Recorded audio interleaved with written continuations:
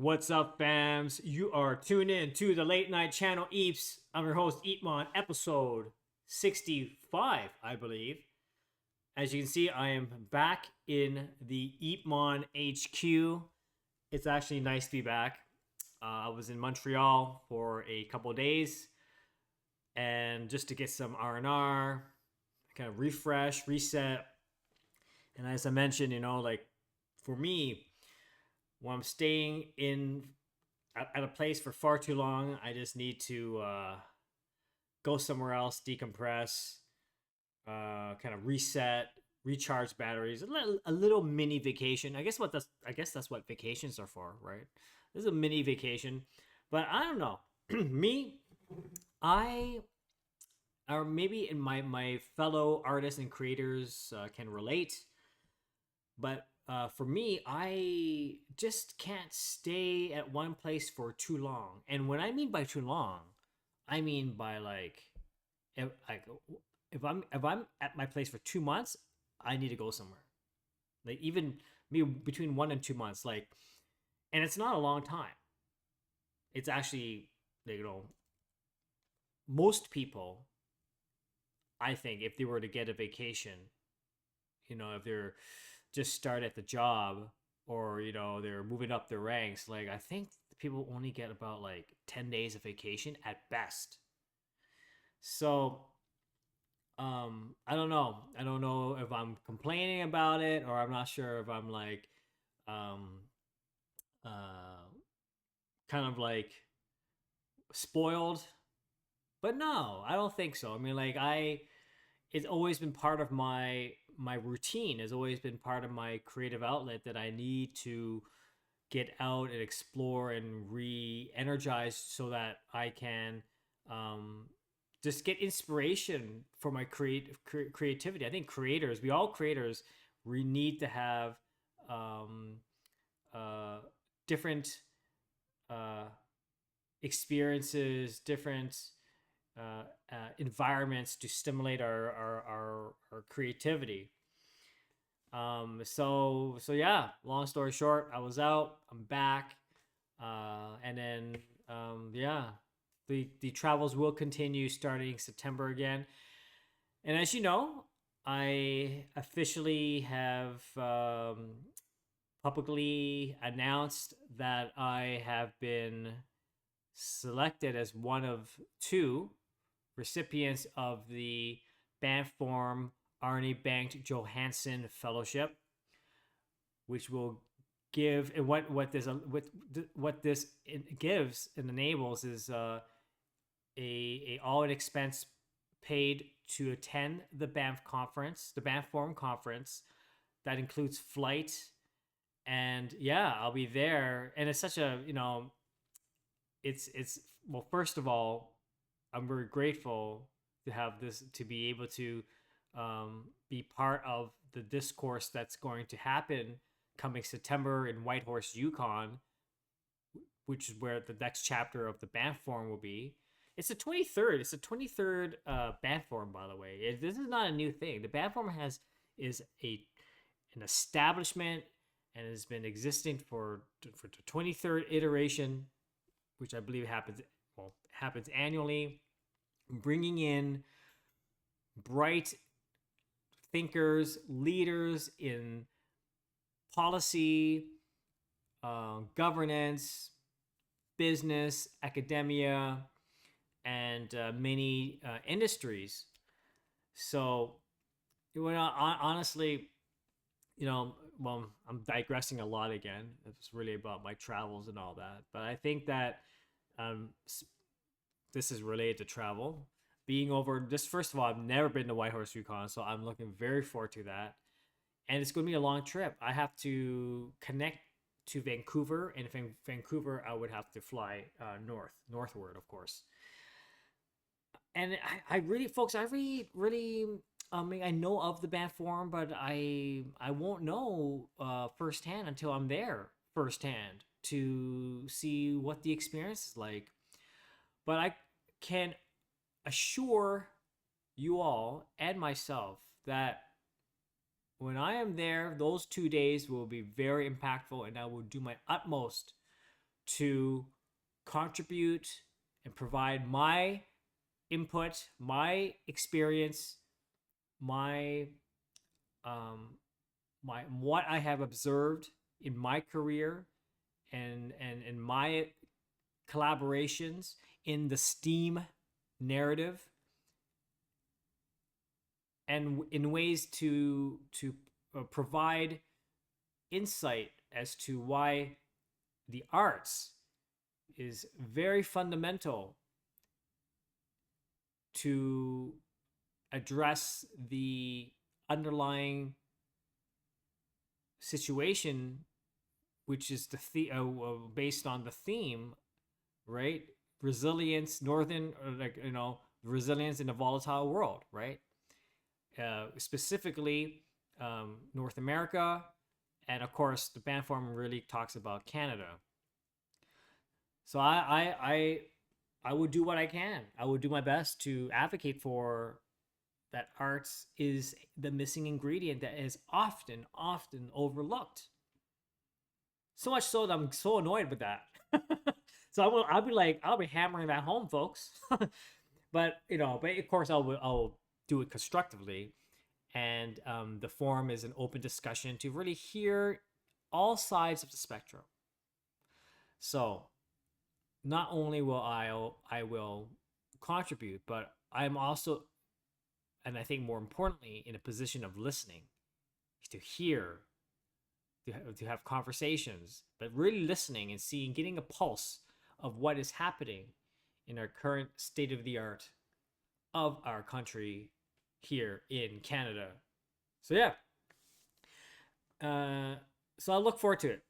I'm looking forward to start traveling again. Because traveling, folks, I know I'm all over the place with this episode, but I'm very tired. It's already 12 o'clock, and I have a meeting tomorrow at 10 in the morning, so I should wrap this up pretty quickly.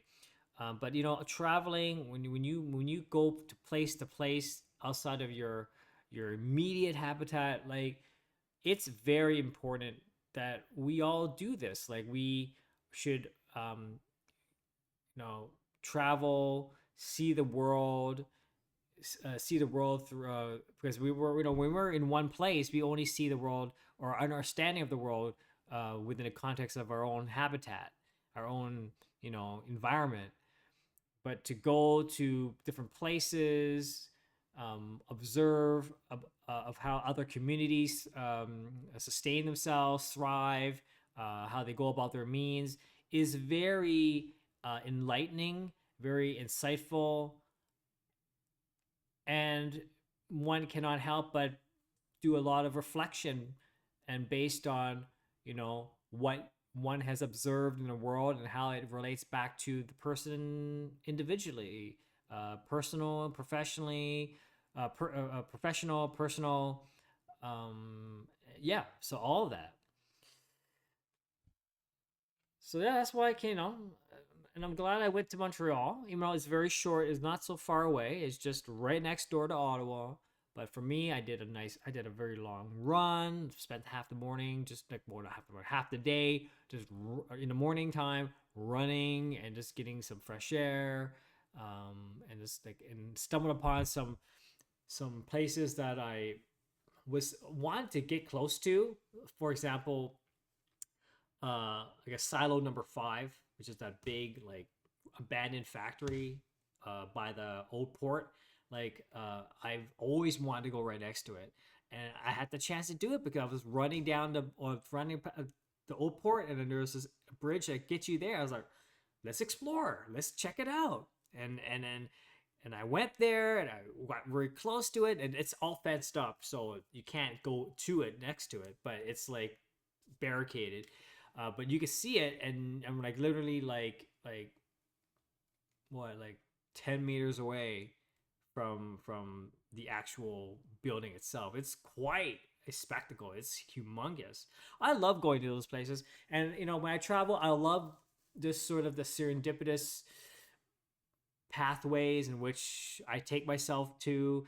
I find that my inspirations are they really are heightened when I am in that sort of mode. Like, not so much of like, I mean, I can always go to a gallery, I can always go to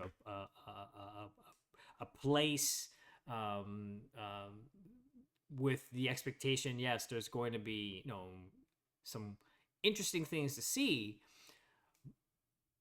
but I really find my inspiration in sort of, as I mentioned, when things are not planned, when things are not expected, um, that you will see. For example, like if you want to go to see some art, you go to an art gallery or art institution, which is fine, which is completely that's what they're for. It's it's a place where they have works of art and have context to back up the works of art history, art know-how. But I equally feel, if not, I feel even more stronger connection when things, found things outside that I stumbled upon just because of my curiosity and without any expectation.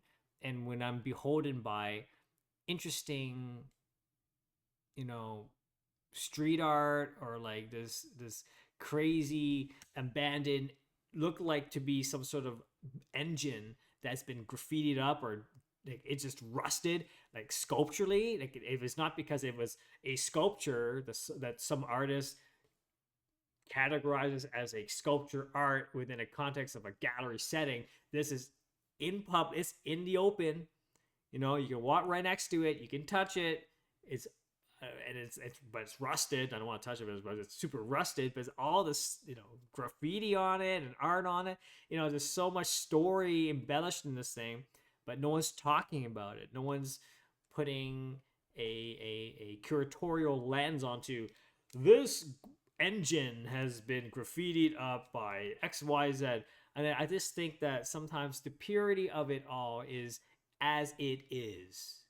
When something is there and it's just in the open without any additional layering or context to back it up, because the truth of the matter is